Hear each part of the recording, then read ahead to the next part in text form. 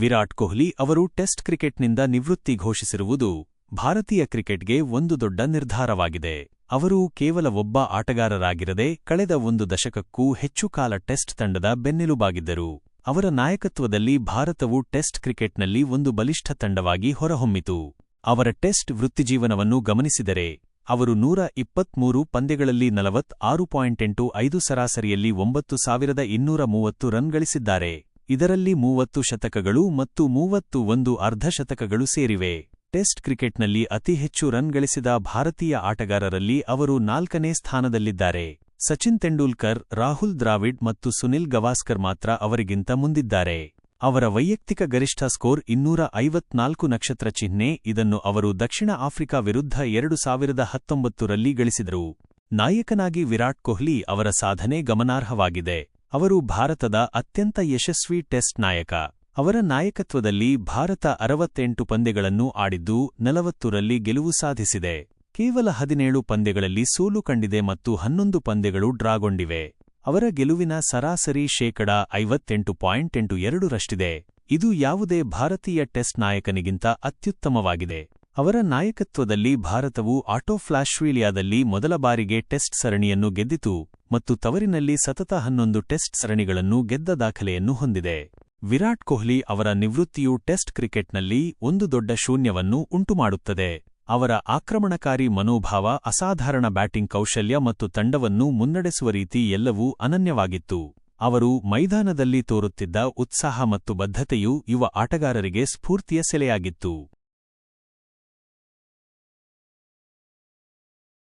ವಿರಾಟ್ ಕೊಹ್ಲಿ ಅವರ test cricket ವೃತ್ತಿಜೀವನದ ಬಗ್ಗೆ ಇನ್ನಷ್ಟು ವಿಸ್ತೃತವಾಗಿ ಮಾತನಾಡೋಣ. ವಿರಾಟ್ ಕೊಹ್ಲಿ ಕೇವಲ ಒಬ್ಬ ಕ್ರಿಕೆಟ್ ಆಟಗಾರನಾಗಿರಲಿಲ್ಲ. ಅವರು ಒಂದು ಯುಗದ ಸಂಕೇತವಾಗಿದ್ದರು. ವಿಶೇಷವಾಗಿ ಟೆಸ್ಟ್ ಕ್ರಿಕೆಟ್ನಲ್ಲಿ ಅವರ ಪ್ರಭಾವ ಅಪಾರವಾದದ್ದು.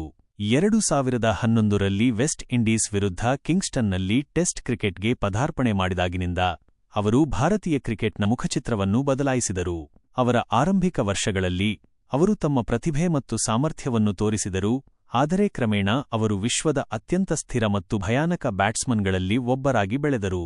ಅವರ ಬ್ಯಾಟಿಂಗ್ ಕೌಶಲ್ಯದ ಬಗ್ಗೆ ಹೇಳುವುದಾದರೆ, ವಿರಾಟ್ ಕೊಹ್ಲಿ ಕ್ಲಾಸಿಕ್ ಶೈಲಿಯ ಬ್ಯಾಟ್ಸ್ಮನ್. ಅವರ ಫುಟ್ವರ್ಕ್, ಬ್ಯಾಟ್ ಸ್ವಿಂಗ್ ಮತ್ತು ಹೊಡೆತಗಳ ಆಯ್ಕೆ ಅದ್ಭುತವಾಗಿದೆ.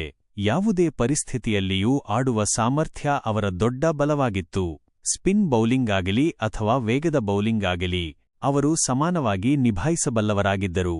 ಅವರ ಕವರ್ ಡ್ರೈವ್ಗಳು ಮತ್ತು ಫ್ಲಿಕ್ ಶಾಟ್ಗಳು ಕ್ರಿಕೆಟ್ ಪುಸ್ತಕಗಳಲ್ಲಿ ದಾಖಲಾರ್ಹವಾಗಿವೆ. ಒತ್ತಡದ ಸಂದರ್ಭಗಳಲ್ಲಿ ಅವರು ತೋರುತ್ತಿದ್ದ ತಾಳ್ಮೆ ಮತ್ತು ನಿರ್ಣಯ ನಿಜಕ್ಕೂ ಶ್ಲಾಘನೀಯ. ನಾಯಕನಾಗಿ ವಿರಾಟ್ ಕೊಹ್ಲಿ ಅವರ ಕೊಡುಗೆಯನ್ನು ಎಂದಿಗೂ ಮರೆಯಲು ಸಾಧ್ಯವಿಲ್ಲ. ಅವರು ತಂಡವನ್ನು ಮುನ್ನಡೆಸಿದ ರೀತಿ ಅನನ್ಯವಾಗಿತ್ತು. ಅವರ ಆಕ್ರಮಣಕಾರಿ ಮನೋಭಾವ ಮತ್ತು ಗೆಲ್ಲುವ ಹಂಬಲವು ಇಡೀ ತಂಡಕ್ಕೆ ಹರಡಿತ್ತು.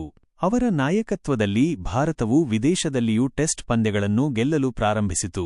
ಇದು ಭಾರತೀಯ ಕ್ರಿಕೆಟ್ ಇತಿಹಾಸದಲ್ಲಿ ಒಂದು ಮಹತ್ವದ ತಿರುವು. ಆಸ್ಟ್ರೇಲಿಯಾದಲ್ಲಿ ಅವರ ನಾಯಕತ್ವದಲ್ಲಿ ಟೆಸ್ಟ್ ಸರಣಿ ಗೆದ್ದದ್ದು ಒಂದು ಐತಿಹಾಸಿಕ ಸಾಧನೆ. ಅವರು ತಂಡವನ್ನು ಒಂದು ಕುಟುಂಬದಂತೆ ನೋಡಿಕೊಂಡರು ಮತ್ತು ಪ್ರತಿಯೊಬ್ಬ ಆಟಗಾರನ ಸಾಮರ್ಥ್ಯವನ್ನು ಹೊರತೆಗೆಯಲು ಪ್ರಯತ್ನಿಸಿದರು. ಆದರೆ ನಾಯಕನಾಗಿ ಅವರ ಪ್ರಯಾಣವು ಕೇವಲ ಗೆಲುವುಗಳಿಂದ ಮಾತ್ರ ಕೂಡಿರಲಿಲ್ಲ. ಕೆಲವು ಸರಣಿಗಳಲ್ಲಿ ಸೋಲುಗಳು ಕೂಡ ಇದ್ದವು, ಆದರೆ ಅವರು ಎಂದಿಗೂ ತಮ್ಮ ಹೋರಾಟದ ಮನೋಭಾವವನ್ನು ಬಿಟ್ಟುಕೊಡಲಿಲ್ಲ.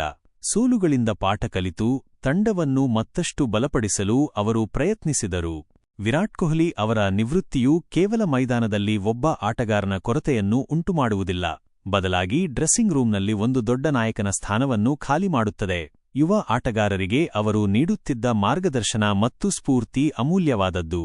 ಅವರ ಫಿಟ್ನೆಸ್ ಮಟ್ಟವು ಇತರ ಆಟಗಾರರಿಗೆ ಒಂದು ಮಾನದಂಡವಾಗಿತ್ತು.